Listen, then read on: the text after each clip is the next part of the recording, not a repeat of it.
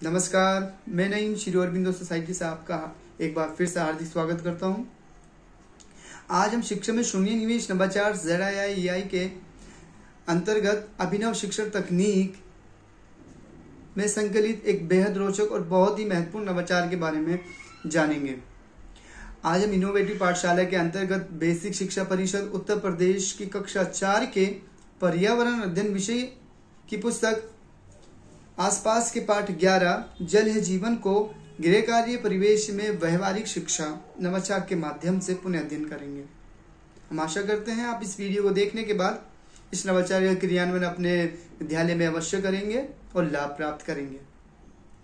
हालांकि इस पाठ का पुनः अध्ययन ZII के अन्य नवाचारों के माध्यम से भी किया जा सकता था, परंतु आज हमने गृह कार्य परिवेश में व्यवहारिक शिक्षा नवाचार का चयन किया है, जिसके माध्यम से हम इस पाठ का पुनः अध्ययन करेंगे। आइए जानते हैं इस नवाचार की नवीनता क्या है। जैसा कि आपको इसके नाम से ही पता लग पा रहा होगा, गृह कार्य परिवेश में व्यवहारिक शिक्षा।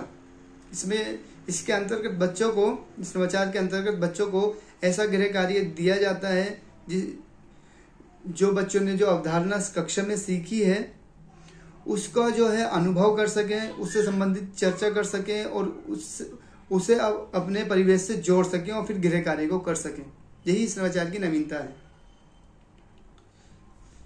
इस नवाचार की क्रियान्वयन अवधि लगभग 30 मिनट की है। चलिए इस नवाचार की क्रियान्वयन प्रक्रिया को एक बार देख लेते हैं। अध्यापक गृह कार्य की प्रक्रिया में आसपास के जो परिवेश से जोड़ते हुए बच्चों को अवलोकन, चर्चा और सांकेतिक प्रश्नों के आधार पर पाठ में निहित अवधारणाओं की जानकारी प्रदान करते हैं।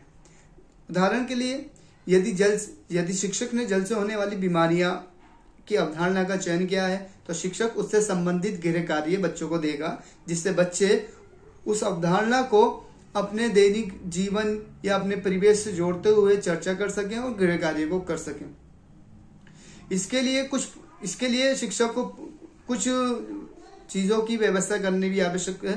उससे पहले नवाचार को क्रियान्वित किया जाए उससे पहले शिक्षक को पूर्व प्रबंधन में कुछ व्यवस्थाएं करनी होती हैं। जैसे कक्षा में विद्यार्थियों की संख्या के अनुसार अभ्यास हेतु अवधारणा से संबंधित, अवधारणा यानी जल से होने वाली बीमारियों से संबंधित एक तालिका बनानी होती है और वह तालिका अध्यापक कक्षा के प्रत्येक विद्यार्थियों को देते हैं।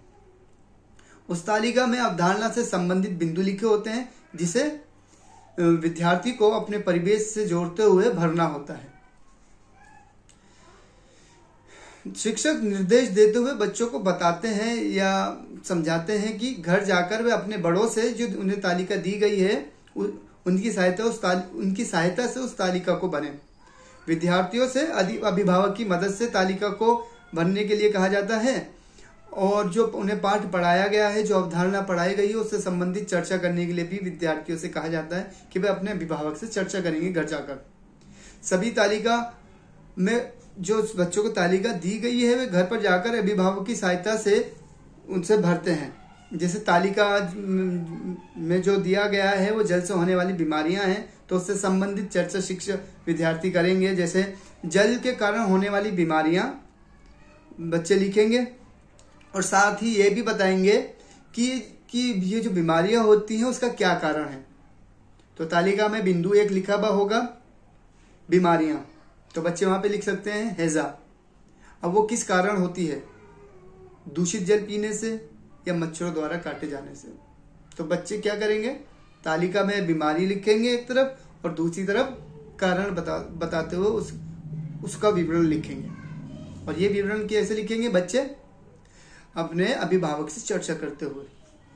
इस प्रकार जो है बच्चों को गृह कार्य के माध्यम से पाठ में निहित अवधारणा का हम पुनः अध्ययन करा सकते हैं। गृह कार्य को कराने के लिए अभिभावकों को भी कुछ जो है निर्देशों का पालन करना होता है जो कि इस अवधारणा से संबंधित है। घर पर जाकर जो बच्चे जब घर चले जाते हैं तो उनकी तालिका को जो है अभिभावक देखते हैं, उसे भरवाते हैं और उसे संभाल कर अगले दिन की कक्षा के लिए उनके बैग में रख देते हैं या उन्हें दे देते हैं। अभिभावक विद्यार्थियों को आसपास के कुछ ऐसे व्यक्तियों से भी मिलवाते हैं जिन्हें जो है मच्छरों से या दूषित जल पीने से बीमारियां हुई है। तो विद्यार्थी उनसे उनके अनुभव प्राप्त करते हैं और जानकारी प्राप्त करते हैं, उनसे चर्चा कर सकते हैं। तो इस तरीके से वो क्या करेंगे, जो उन्होंने अवधारणा सीखी थी उसे अपने परिवेश से जोड़ लेंगे और अनुभव भी करेंगे साथ में। अभिभावक विद्यार्थियों को जल का जो दुरुपयोग होता है उसके लिए भी उन्हें जो है बताएंगे कि जल का दुरुपयोग नहीं करना चाहिए, और दूषित जल को पीने से रोकने के लिए भी अभिभावक कहेंगे। इस तरह से शिक्षक जो है विद्यार्थियों को, जो बच्चों को अवधारणा कक्षा में पढ़ाई गई थी उसका जो है पुनःअध्ययन इस नवाचार के माध्यम से करा सकते हैं। इस नवाचार के क्रियान्वयन के द्वारा सीखने के प्रतिफल भी प्राप्त किए जा सकते हैं, जैसे दैनिक आवश्यकताओं की वस्तुओं, भोजन, जल, वस्त्र के उत्पादन, उनकी उपलब्धता, स्रोत से घर तक पहुंचने की प्रक्रिया का वर्णन करते हैं।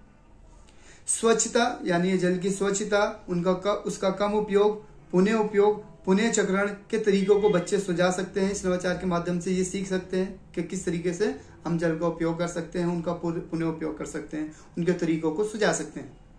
विभिन्न सजीवों संसाधनों की देखभाल करते हैं, साथ ही विभिन्न जल स्रोतों के नाम भी बताते हैं। तो ये थे इस नवाचार के माध्यम से और अवधारणा के आधार पर कुछ प्राप्त किए गए सीखने के प्रतिफल। अब जब गृह कार्य दिया जाता है तो शिक्षक को कुछ बातों का सुनिश्चित करना आवश्यक रहता है, जैसे गृह कार्य प्रयोगात्मक होना चाहिए, अनुभवात्मक होना चाहिए, जिससे बच्चे अनुभव कर सकें। विद्यार्थियों को स्वयं पता करके किसी निष्कर्ष पर पहुंचना होता है, इसलिए गृह कार्य इस प्रकार का होना चाहिए कि बच्चे उस निष्कर्ष पर पहुंच सकें। ये जो इन गतिविधियों को अनुभवात्मक माना जाता है, इसलिए बच्चों के अनुभव, उनकी आवाज और उनकी भागीदारी को प्रधानता दी जाती है, जो एनसीएफ 2005 के मुख्य बिंदुओं को मजबूत करता है। पाठ को शिक्षक उत्तर प्रदेश पाठ्यक्रम के अनुसार अप्रैल माह में पढ़ा सकते हैं, यानी कि ये बेहतर होगा कि शिक्षक अगर अप्रैल माह में उसे पढ़ाएं।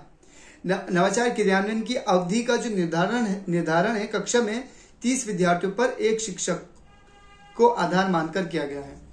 पाठ पढ़ाते समय कुछ जीवन मूल्य कौशल को भी बच्चे प्राप्त करते हैं, जैसे आत्म जागरूकता, गहन सोच, आत्मविश्वास, प्रभावी संप्रेषण, सहयोग, उत्तरदायित्व, यानी कि बच्चों को जब कार्य दिया जाता है तो उसके प्रति सचेत होते हैं और अपना दायित्व निभाते हुए उसको करते हैं, और इस प्रकार के कुछ जो है कौशल बच्चों में विकसित होते हैं।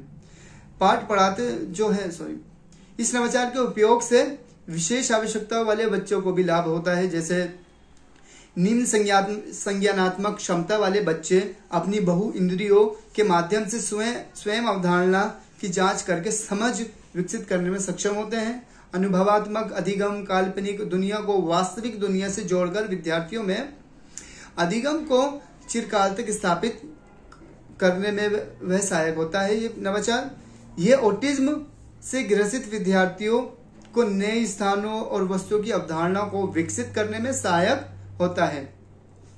इस तरह के नवाचार हम आपके लिए लाते रहेंगे। अन्य नवाचारों और उनके क्रियान्वयन की प्रक्रिया को जानने के लिए हमारे YouTube चैनल ZIIEI को अवश्य सब्सक्राइब करें। अगर आप यह वीडियो फेसबुक के माध्यम से देख रहे हैं तो हमारे फेसबुक का पेज ZIIEI को अवश्य लाइक करें। आप नीचे दिए गए लिंक पर क्लिक करके इनोवेटिव पाठशाला को डाउनलोड कर सकते हैं। धन्यवाद।